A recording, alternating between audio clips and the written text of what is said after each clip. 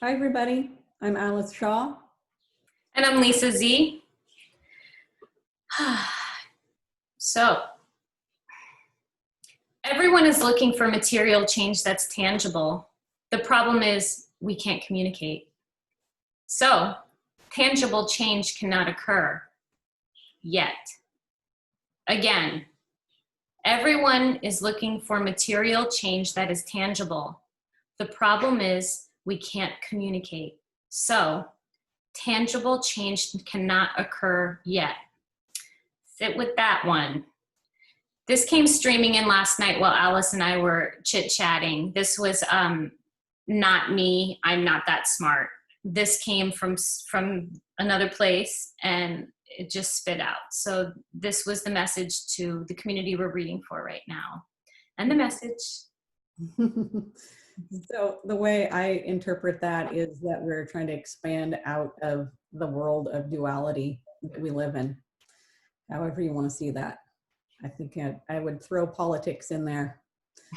So today we're going to have a short talk about language.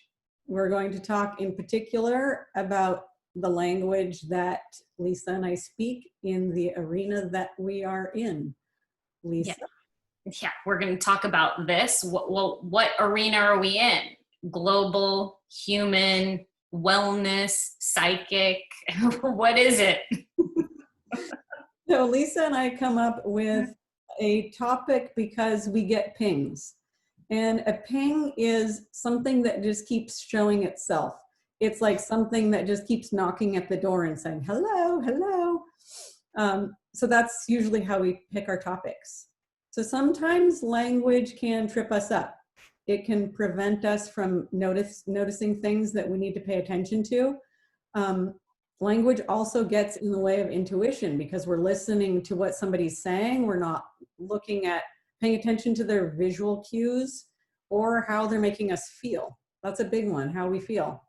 So I'll give you an example. I have a renter. Yep, I'm in the past year become the man. But he lies to me all the time. And I'm paying attention to a lot of different things. I'm paying attention to his tick in his eye. I'm paying attention to the energy that he's putting off. And I'm paying attention to the words that he's saying. So it's kind of this swirl. It's lying. So Alice and I have a different way of communicating. We speak in a different way completely. It's unspoken language often, but that's where we are now. It even happened today. We were working on a doc yesterday, and I pulled it up and I was looking at one sentence that we had written, and I said, oh geez, that doesn't feel right. Feel, I say, feel. And I got distracted with someone in the house briefly. And in the moment I turned around, I noticed Alice was on the same doc, changing the sentence that I had just decided needed to be altered. That's now. It was not that way 10 years ago. But when we entered Psychic Horizons in San Francisco and started our meditation program, as we've mentioned a number of times, we did not go there to become psychic. It was a byproduct. We just went there to meditate. Mm-hmm. And I remember thinking to myself, wow, the name Psychic Horizons, like sit with that one. Okay. And I came to come to realize that most of my peers had an issue with the name as well. And I wondered, why aren't they updating their branding, changing the name? And there's not a chance in hell that the founder of the school was ever going to change the name. And I didn't understand that for many years. And I didn't even call myself a psychic. And I know, Alice, I know you didn't either. We used every other word possible to describe what we were doing. You know, we intuitive readers, this, that, clairvoyant. Well, now I realize a decade later what power that word holds. And I have an unbelievable amount of respect for the founder of the school for maintaining the name of the school. Because without the word psychic, there would be no foundation for all the other modalities that fall under it. So the word psychic is like an umbrella, and below it is a bunch of different modalities of that. And without that, I don't know how you would even explain all those other modalities. So the word psychic is really important. And I now take ownership of it, as I know you do too, Alice. Mm-hmm. Yeah, for sure. And that word psychic it's like packs a punch. So some people don't like it because it's associated with scam artists. I was thinking about something I read one time that said, the reason we have so many false leaders is because we have so many false followers. And I don't know if while we were in school, you went to the psychic fair. We did readings at the psychic fair, which was a trip. Yeah. Because I'd never been there before. And what I noticed was the place was divided in half. It was people who were there who had clear intentions, these like beautiful intentions, and then half people who were just trying to make some money, use their psychic ability to kind of manipulate people. And so I understand why that word has some bad associations to it. Yeah. So not too long ago, I went on a binge with Netflix. I don't watch television really. I don't watch the news, especially given the amount of time that I've spent what I like to call deprogramming myself of what the television has imprinted on me, in addition to a number of other things, family, you name it, society. But what I noticed, it stood out so blatantly to me that Hollywood is doing it again. They're back at it, trying to stall our evolutionary process. Of course, when I was doing my binge on Netflix, I was drawn to all the shows that had spiritual elements. And what I noticed there is that we were made a mockery of. It was either used in humor, words like wellness, oneness, chakras was brought up, and they made a mockery of us. And the worst part for me is that Hollywood is portraying what we do as something scary, and here they go again, stalling us at one of the most pivotal points that we are at in our lifetime. And this is a chance for people to grow, and instead they're instilling fear in everyone. The brainwashing machine's at it again. Hollywood's been at it as long as Hollywood has been around. And here we are. Mm-hmm. Say Salem witch trials. Women to be powerful. We're all psychic, even if you don't think you are. Yep. Like you were talking about the clairs. There's the clairvoyance, the clairseer, clairaudience, someone who hears things. We all do things in a different way. A lot of people on this show are artists, and some people see in colors. Some people hear things in colors. It's not that different. So maybe it's time to create a new word to explain what we do. I don't know. So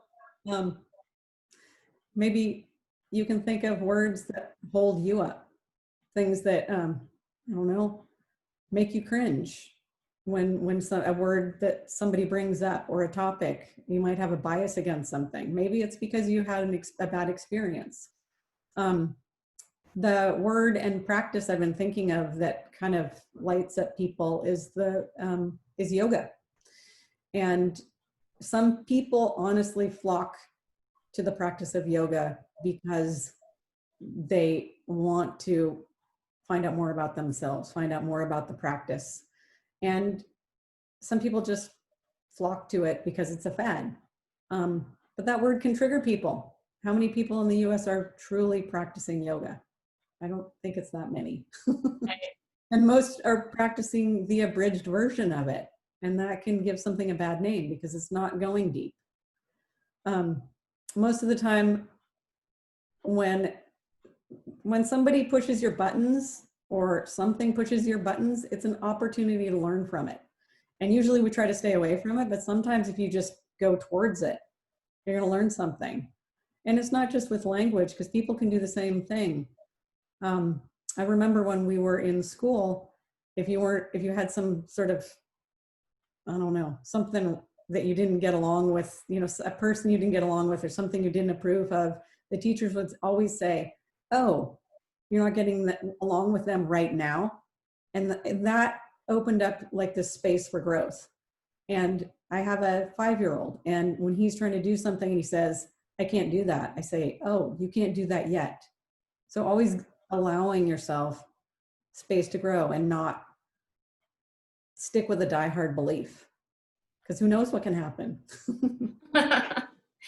You know, when Alice and I talk about how we communicate in readings, we realize that we're reinventing the wheel in how we communicate. It's a unique process. I think Alice can tell us a little bit about it. Yeah, when I do a reading, I spend a lot of time trying to find exactly the right word. And I realized I'm doing that in real life now. I pause a lot because I'm trying to find the right word. If you use the wrong word in a clairvoyant reading, somebody might attach to that. They might fixate on this one word and not hear the message of the rest of the reading. And the message of the rest of the reading is what they're trying to tell themselves, basically. So I have an example. So I was reading a woman and I paused. I was trying to find a word to describe something that she was going through. And she tried to find it for me. She said, I'm undeveloped.